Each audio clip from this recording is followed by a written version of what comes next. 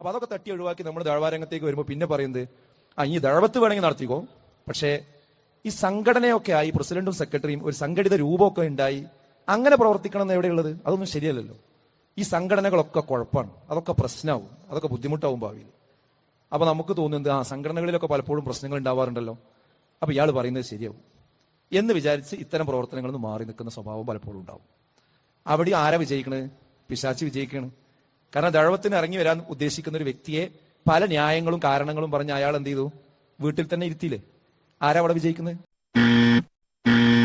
സഹോദരങ്ങൾ, നമ്മൾ മനസ്സിലാക്കുക, അള്ളാഹുവിന്റെ മാർഗത്തിലേക്ക് ക്ഷണിക്കുക എന്ന് പറഞ്ഞാൽ അത് ഏതെങ്കിലുമൊക്കെ ഒരു സംഘടനയിൽ ചേർന്ന് കഴിഞ്ഞാൽ മാത്രമേ അതിന് സാധിക്കുകയുള്ളൂ ഇതൊരിക്കലും നമ്മൾ മനസ്സിലാക്കരുത്. ഖുർആനിലെ ആയത്തുകളിൽ അല്ലെങ്കിൽ ഹദീസുകളിലുള്ള കാര്യങ്ങളിൽ എവിടെയും നിങ്ങളൊരു സംഘടനയിൽ പ്രവർത്തിക്കണം എന്നെവിടെയും കാണാൻ സാധിക്കുകയില്ല. അങ്ങനെ ആയിരുന്നെങ്കിൽ മുസ്ലിം ഉമ്മത്ത് കഴിഞ്ഞ 1300 വർഷം അത് ആ കാര്യം മനസ്സിലാകാതെ ഇസ്ലാമിക ദഅവത്തിന് വേണ്ടി ഒരു സംഘടന ഉണ്ടാക്കാതെ പോയി എന്ന് പറയേണ്ടി വരും. കാരണം സംഘടനകൾ എന്ന് പറയുന്നത് സഹോദരങ്ങൾ കേവലം 100 വർഷങ്ങൾക്ക് താഴെ മാത്രം പ്രായമുള്ള ഒരു കാര്യം മാത്രമാണ്.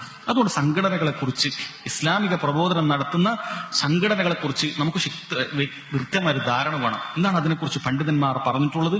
പണ്ഡിതന്മാർ പറഞ്ഞത്, ഒരു നാട്ടിൽ ദഅവത്ത് നടത്താൻ ഒരു സംഘടന ഉണ്ടാക്കുക എന്നുള്ളത് ആവശ്യമായി വരികയാണ് എങ്കിൽ അതിൻ്റെതായ ഇസ്ലാമിക മര്യാദകൾ പാലിച്ചുകൊണ്ട്, അതിന്റെ നിബന്ധനകൾ പാലിച്ചുകൊണ്ട് നിങ്ങൾക്ക് സംഘടന ഉണ്ടാക്കാം എന്നുള്ളതാണ് അഹ്ലുസുന്നത്ത് വൽ ജമാഅത്തിന്റെ പണ്ഡിതന്മാർ പറഞ്ഞിട്ടുള്ളത്. സംഘടന ഒരിക്കലും ഉണ്ടാക്കാൻ പാടില്ല. സംഘടന ഉണ്ടാക്കിയാൽ അത് തിന്മയാണ്, അത് ബിദ്അത്താണ് എന്ന് നമ്മൾ ആരും ഇവിടെ പറഞ്ഞിട്ടില്ല. ഒരാൾക്കും അത് തെളിയിക്കാൻ സാധിക്കുകയുമില്ല. മറിച്ച് അതിൻ്റെതായ നിബന്ധനകൾ. എന്താണ് അതിന്റെ നിബന്ധന?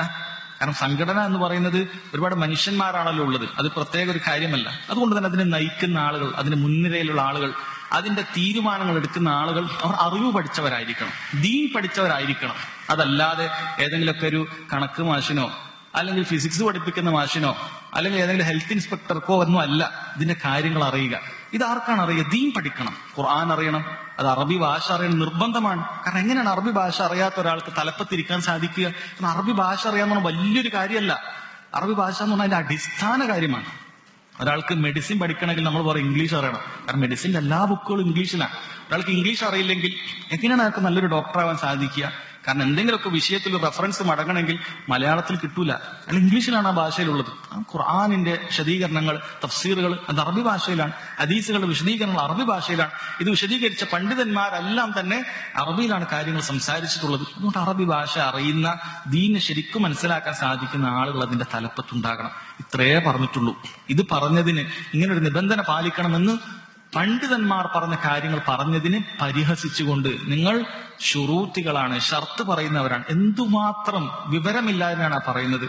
ഒരാൾ ഒരു കാര്യത്തിന് ഇപ്പൊ നിസ്കാരത്തിന് 9 ഷർത്തുണ്ട് എന്ന് ഞാൻ പറഞ്ഞാൽ എന്നെ ചില ആളുകൾ പറയുന്നത് അതൊന്ന് ശുറൂത്തിയാണ്. കാരണം എന്താ? നിസ്കാരത്തിന് 9 ഷർത്തുണ്ടെന്ന് പറഞ്ഞാൽ നിസ്കാരം എങ്ങനെയൊക്കെ നിസ്കരിക്കാലോ, ആർക്കും നിസ്കരിക്കാലോ, ഉളു ആവശ്യമില്ല, തോന്നിയ പോലെ നിസ്കരിക്കാം, അതിന് നിബന്ധന ഉണ്ട്, എന്നാൽ അത് ശരിയാവുകയുള്ളൂ എന്ന് പറഞ്ഞാൽ ഒരാൾ ശുറൂത്തിയാണ്, അയാൾ നിബന്ധന വെക്കുന്നവരാണ് എന്ന് പറഞ്ഞാൽ എത്ര വലിയ വിഡ്ഢിത്തരമാണ്. ഒരു അറബി അറിയുന്ന ഒരു പണ്ഡിതന്റെ അടുക്കൽ, ഒരു സലഫി പണ്ഡിതന്റെ അടുക്കൽ യഥാർത്ഥത്തിൽ ഇവർക്ക് ഈ ഒരു കാര്യം പറയാൻ പറ്റുമോ? ഇതൊരു ആക്ഷേപമായിട്ട് അവർക്ക് ഇത്തരം കാര്യങ്ങൾ പറയാൻ പറ്റുമോ? ഒരിക്കലുമില്ല സഹോദരങ്ങളെ, അത് വലിയ അബദ്ധമാണ്. അതുകൊണ്ട് സംഘടന ആവശ്യമെങ്കിൽ ഉണ്ടാക്കാം, അത് വലിയ തെറ്റായ കാര്യമാണ്. അത് ഭൗതികമായ ഒരു കാര്യം മാത്രമാണ്. നമ്മുടെ ദീൻ ആളുകൾക്ക് എത്തിക്കാൻ വേണ്ടി, ഒരു പെർമിഷൻ എടുക്കാൻ വേണ്ടി, ഒരു കാര്യം നടക്കാൻ വേണ്ടി, ഒരു മസ്ലഹത്തിന് വേണ്ടി ഒരു സംഘടന ഉണ്ടാക്കി എന്ന് വെച്ച് അത് തെറ്റായ ഒരു കാര്യമാണ് എന്നാരും പറഞ്ഞിട്ടില്ല. പക്ഷേ അവിടെ പണ്ഡിതന്മാർ സംഘടനയെക്കുറിച്ച് ആരും ഇതുവരെ താക്കീത് ചെയ്തിട്ടില്ല എന്നാണ് നിങ്ങൾ മനസ്സിലാക്കുന്നത്. വളരെ തീർത്തും തെറ്റായ മനസ്സിലാക്കലാണത്. പണ്ഡിതന്മാർ, സലഫി പണ്ഡിതന്മാർ സംഘടനകൾക്കെതിരെ താക്കീത് ചെയ്തിട്ടുണ്ട്. എന്തുകൊണ്ടാണ് താക്കീത് ചെയ്തത്? കാരണം ഇത്തരം സംഘടനകൾ പലപ്പോഴും ആ സംഘടനയുടെ പേരിൽ കക്ഷി ചേരുന്നു എന്നുള്ളത് കൊണ്ടാണ്. സംഘടനയിൽ ചേർന്ന് കഴിഞ്ഞാൽ, അതിൽ മെമ്പർഷിപ്പ് എടുത്ത് അവരുടെ മീറ്റിങ്ങിന് വന്ന് അവരുടെ പരിപാടിക്ക് വന്നു കഴിഞ്ഞാൽ അവരോടൊരു പ്രത്യേകമായ സ്നേഹം, അതില്ല എന്നൊക്കെ ചിലർ പറയുന്നുണ്ട്. അത് നിങ്ങൾക്ക് ഉണ്ടാവുകയില്ല, പക്ഷെ അത് താഴെത്തട്ടിൽ നന്നായിട്ടുണ്ട്. സംഘടനയിൽ ചേർന്ന് കഴിഞ്ഞാൽ ഭയങ്കരമായ സ്നേഹം, ഭയങ്കരമായ ഇഷ്ടം. എന്നാൽ ഒരാൾ സംഘടനയിൽ ചേർന്നിട്ടില്ല, എന്നാൽ അയാൾ ദീനൊന്നും ഉപേക്ഷിച്ചിട്ടില്ല. തൗഹീദുണ്ട്, സുന്നത്തുണ്ട്, നബി സല്ലല്ലാഹു അലൈഹി വസല്ലമയുടെ സഹാബത്തിന്റെ മാർഗം അനുസരിച്ച് പ്രവർത്തിക്കണം എന്ന് പറയുന്നു. പക്ഷെ അവനോടൊരു ഇഷ്ടമില്ല. സംഘടനയിൽ മീറ്റിങ്ങിന് വരുന്നവനോടുള്ള ഇഷ്ടം ഇവനോടില്ല. ഇഷ്ടമില്ലെങ്കിൽ കുഴപ്പമില്ലായിരുന്നു, ഇത് വെറുപ്പ്. ഇവനെതിരെ എങ്ങനെങ്കിലുമൊക്കെ ഇല്ലാത്ത ആരോപണങ്ങൾ പറയുക. ഇവൻ തീവ്രവാദിയാണ്, ഇവൻ ആ രൂപത്തിലുള്ള പല കാര്യങ്ങളും ചെയ്യുന്നു, ഇവൻ ഈ നാട്ടിൽ നിൽക്കാൻ പറ്റാത്തവനാണ് എന്ന രൂപത്തിൽ അവന്റെ വേഷവിധാനത്തെ പരിഹസിക്കുക, അവന്റെ എല്ലാ രൂപത്തിലും കളിയാക്കുക. ഇത് നമുക്ക് കാണാൻ സാധിക്കും. ഇത് കക്ഷിത്വമല്ലെങ്കിൽ പിന്നെ ഏതാണ് കക്ഷിത്വം? അതുകൊണ്ടാണ് പണ്ഡിതന്മാർ പറഞ്ഞത്, നിങ്ങൾ സംഘടന ഉണ്ടാക്കിയെന്ന് വിചാരിച്ചാൽ നിങ്ങളുടെ കൂടെ കൂടിയവരെ മാത്രമേ ഇഷ്ടപ്പെടൂ എന്ന അർത്ഥം നിങ്ങൾക്ക് ഉണ്ടാകാൻ പാടില്ല. അങ്ങനെ ഹിസ്ബിയത്തില്ലെങ്കിൽ, കക്ഷിത്വം ഇല്ലെങ്കിൽ അവരെങ്ങനെ ആയിരിക്കണം? നിങ്ങളും ക്ഷണിക്കുന്നത് ഖുർആനിലേക്കും സുന്നത്തിലേക്കും സലഫിന്റെ മാർഗത്തിലേക്കുമാണോ? ഇനി നിങ്ങളെ ഞാൻ ഇഷ്ടപ്പെടുന്നു എന്ന് അവർക്ക് പറയാൻ സാധിക്കണം. നിങ്ങളോട് എനിക്ക് വെറുപ്പില്ല, കാരണം നിങ്ങൾ അതിലേക്ക് തന്നെയാണ് ക്ഷണിക്കുന്നത്. അങ്ങനെ ആയിരിക്കണം. അങ്ങനെയുള്ള ആളുകൾക്ക് കക്ഷിത്വം ഇല്ല എന്ന് നമുക്ക് പറയാൻ സാധിക്കും. അതുകൊണ്ട് തന്നെ സഹോദരങ്ങളെ, അത് നമ്മൾ മനസ്സിലാക്കുക. ഇനി ചില തെറ്റിദ്ധാരണകൾ, അതായത് നബി സല്ലല്ലാഹു അലൈഹി വസല്ലം പറഞ്ഞു, അലൈക്കും ബിൽ ജമാഅ, നിങ്ങൾക്ക് ജമാഅത്ത് വേണം. അതുകൊണ്ട് തന്നെ അതിനർത്ഥം ഏതെങ്കിലുമൊക്കെ സംഘടനയുടെ കൂടെ നിൽക്കണം എന്നാണ് എന്ന രൂപത്തിൽ സംസാരിക്കുന്നത് നമുക്ക് കാണാൻ സാധിക്കും. അങ്ങനെയാണോ സഹോദരങ്ങളെ? അങ്ങനെയാണ് എങ്കിൽ ഇത് കേട്ട ഉടനെ സഹാബികൾ ഒരു സംഘടന ഉണ്ടാക്കണ്ടേ? അല്ലെങ്കിൽ താബിഈങ്ങൾ സംഘടന ഉണ്ടാക്കണ്ടേ? ഇമാമിങ്ങൾ ഒരു സംഘടന ഉണ്ടാക്കണ്ടേ? അല്ലെങ്കിൽ ഇന്ന് ജീവിച്ചിരിക്കുന്ന അഹ്ലുസുന്നയുടെ ഇമാമുമാരെല്ലാം ഏതെങ്കിലും ഒരു സംഘടനയിൽ ചേർന്നിട്ട് ഞാൻ എന്റെ പ്രസിഡന്റാണ്, സെക്രട്ടറി ആണെന്ന് പറഞ്ഞ് പ്രാദേശികമായ ഒരു സംഘടന ഉണ്ടാക്കണ്ടേ? ഉണ്ടാക്കിയില്ലല്ലോ. അപ്പൊ ഈ ആയത്തുകളുടെ, ഈ ഹദീസുകളുടെ അർത്ഥം, അത് നിങ്ങൾ സംഘടിതമായി പ്രവർത്തിക്കണം, നിങ്ങൾ നന്മക്ക് വേണ്ടി തിന്മക്ക് വേണ്ടി സംഘടിതമായി പ്രവർത്തിക്കണം എന്നത് മാത്രമേ അതുകൊണ്ട് ഉദ്ദേശിക്കുന്നുള്ളൂ. അതല്ലാതെ സംഘടനയിൽ പ്രവർത്തിക്കണം എന്നല്ല. അല്ലെങ്കിൽ സംഘത്തിന് കിട്ടുന്ന ഹൈറുകൾ, അല്ലെങ്കിൽ അതിനുവേണ്ടി നിങ്ങൾ കൂടുന്ന മീറ്റിങ്ങുകൾ, ഇതൊരു സംഘടന ഉണ്ടായാൽ മാത്രമേ നടക്കൂ എന്നുണ്ടോ? ഒരാൾ മീറ്റിംഗ് കൂടിയാൽ ഒരുപാട് നന്മകൾ ഉണ്ടാകുമെന്നാണ്. സംഘടന ഉണ്ടെങ്കിൽ മാത്രമേ മീറ്റിംഗ് കൂടാൻ പറ്റുള്ളൂ. അല്ലെ, ഒരു നല്ല കാര്യം നടക്കണമെങ്കിൽ നമ്മൾ മൂന്നാൾ ഇരുന്നിട്ട് നമുക്കൊരു പരിപാടി വെച്ചാലോ, അത് മീറ്റിംഗ് അല്ലേ? അതിന് പ്രതിഫലം ഇല്ലേ? ആ ഹൈറുകൾക്ക് പ്രതിഫലം ഇല്ലേ? അല്ല, സംഘടനയിൽ മെമ്പർഷിപ്പ് എടുത്ത് അങ്ങനെ സംഘടന ഔദ്യോഗികമായി പ്രസിഡന്റ് വിളിച്ചു, സെക്രട്ടറി വിളിച്ചു, അങ്ങനെ ഒരു മീറ്റിംഗ് കൂടി, എക്സിക്യൂട്ടീവ് കൂടി, ഇതിന് മാത്രമേ പ്രതിഫലം ഉള്ളൂ. അതല്ലാതെ ഒരു നാട്ടിൽ ഇപ്പൊ ഈ ഒരു പരിപാടി നടത്താൻ ഇവിടെ കുറച്ച് ആളുകൾ കൂടിയിട്ടുണ്ടാവുകയില്ലേ? ചിലപ്പോൾ വാട്സപ്പിൽ കൂടിയിട്ടുണ്ടാകും, അല്ലെങ്കിൽ അവരൊരു വീട്ടിൽ കൂടിയിട്ടുണ്ടാകും. അതൊരു മീറ്റിംഗ് ആയി പരിഗണിക്കുകയില്ലേ? അതിന് ഹൈറില്ല എന്നാണോ പറഞ്ഞു വരുന്നത്? നിങ്ങൾ സംഘടനയിൽ ചേർന്ന് മീറ്റിംഗിൽ വന്നാലേ ഹൈറുള്ളൂ എന്നാണോ പറയുന്നത്?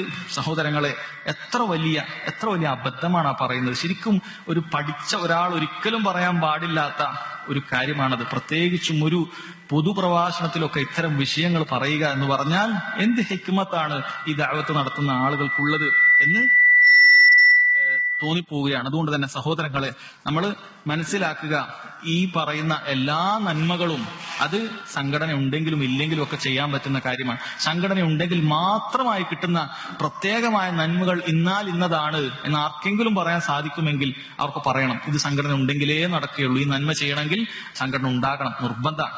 സംഘടന ഇല്ലെങ്കിൽ അത് ചെയ്യാൻ സാധിക്കുകയില്ല എന്നുണ്ടെങ്കിൽ നമുക്കത് പരിശോധിക്കാമായിരുന്നു. അതുകൊണ്ട് മനസ്സിലാക്കുക, ഒരാൾ സംഘടനയിൽ പ്രവർത്തിച്ചിട്ടില്ല എന്ന് വിചാരിച്ചിട്ട് അയാൾ ഇസ്ലാമിക ദഅവത്ത് നിന്ന് വിട്ടുനിന്നിട്ടില്ല, അല്ലെങ്കിൽ ഇസ്ലാമിന്റെ എന്തെങ്കിലുമൊക്കെ ഒരു റുക്കിന് അല്ലെങ്കിൽ എന്തെങ്കിലുമൊക്കെ ഒരു സുന്നത്ത് അവൻ ഉപേക്ഷിച്ചിട്ടില്ല, എന്നാൽ ഒരാൾ ദഅവത്തെ നടത്തുന്നില്ല, ആളുകൾ നന്മയിലേക്ക് ക്ഷണിക്കുന്നില്ല, തിന്മയിൽ നിന്ന് വിലക്കുന്നില്ല, എങ്കിൽ നമുക്ക് പറയാമായിരുന്നു. അതല്ലാതെ ഒരാൾ സംഘടനയിൽ പ്രവർത്തിക്കാതിരിക്കുമ്പോഴേക്കും നീ ദഅവത്തിൽ നിന്ന് മാറി നിന്നവനാണ്, നീ നിഷ്ക്രിയനാണ് എന്നൊക്കെ ഒരാൾ പറയുന്നുണ്ട് എങ്കിൽ സഹോദരങ്ങളെ, അത് എത്ര വലിയ അബദ്ധമാണ്.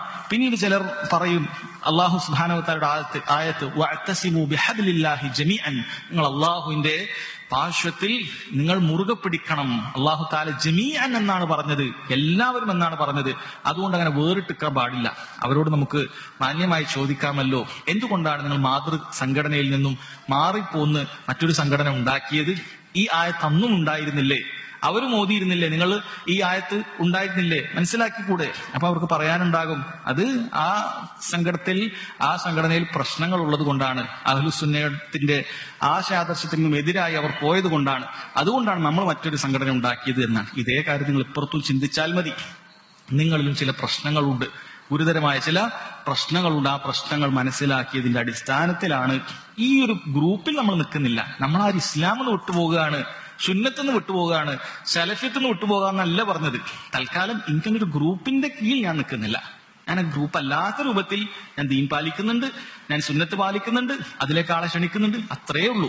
അല്ലെ? ഏതുപോലെ ഒരാൾ പറയാണ് മൊബൈലിനൊരു കവറുണ്ട്, അയാൾ പറയുന്നത് കവർ ആവശ്യമാണ്, മൊബൈലിന് വളരെ ഉപകാരമാണ്. നമ്മൾ മനസ്സിലാക്കി ഈ കവർ ഇടുമ്പോൾ മൊബൈലിന് കേടാ ഉണ്ടാവുന്നത്.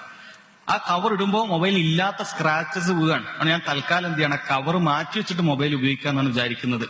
കാരണം അത് ഉണ്ടാകുമ്പോൾ കൂടുതൽ കേടുവരുന്നു. എന്തൊരു കാര്യത്തിനാണ് അത് ഉപയോഗിക്കുന്നത്, അതിന് വിപരീത ഫലം അതുണ്ടാകുന്നു. അതുകൊണ്ട് ഞാൻ തൽക്കാലം ആ കവർ മാറ്റി വെക്കുന്നു എന്ന് പറയുമ്പോഴേക്കും എന്താണ് ഇവരോട് പറയുന്നത്? നീ മൊബൈൽ ഉപേക്ഷിച്ചു എന്നോ, അല്ലെങ്കിൽ നീ ടെക്നോളജി അറിയാത്തവനാണെന്നോ ഏതെങ്കിലുമൊക്കെ ഈ രൂപത്തിലുള്ള സംസാരം അറിയുന്ന ഒരാൾ പറയും? ഇല്ല. അതേ കാര്യമാണ് ദീനിൽ. നമുക്ക് ഈ സംഘടനയിൽ ചില അഭിപ്രായ വ്യത്യാസങ്ങൾ ഉണ്ട്. നമ്മൾ പണ്ഡിതന്മാരോട് ചോദിച്ച സമയത്ത് അതിൽ ഒരുപാട് തെറ്റുകൾ ഉള്ളതായി നമ്മൾ മനസ്സിലാക്കുന്നു. നിങ്ങൾ മനസ്സിലാക്കുന്നില്ലേ? നിങ്ങൾ മനസ്സിലാക്കുമ്പോൾ ഇറങ്ങിയാൽ മതി. നിങ്ങൾ ശരിക്കും ചോദിച്ച് മനസ്സിലാക്കിയാൽ മതി. നമ്മളെല്ലാവരും ഇഖ്ലാസോടുകൂടി അള്ളാഹുവിന്റെ മാർഗത്തിൽ ക്ഷണിക്കുകയല്ല. അല്ലെങ്കിൽ മത്സരമല്ലല്ലോ, രാഷ്ട്രീയ പാർട്ടിയല്ലല്ലോ. നമുക്ക് ഇവിടെ എന്തെങ്കിലും അധികാരം കിട്ടിയിട്ട് എന്തെങ്കിലും ചെയ്യാനുണ്ടോ? ഇല്ല. അള്ളാഹുവിന്റെ മാർഗത്തിൽ പ്രതിഫലം കിട്ടാനാണ്. നമ്മളൊരു ഖൈർ പറഞ്ഞാൽ അതനുസരിച്ച് ഒരാൾ പ്രവർത്തിച്ചാൽ ഒരു നന്മ കിട്ടും എന്ന ഉദ്ദേശത്തിലല്ലേ നമ്മൾ ചെയ്യുന്നത്.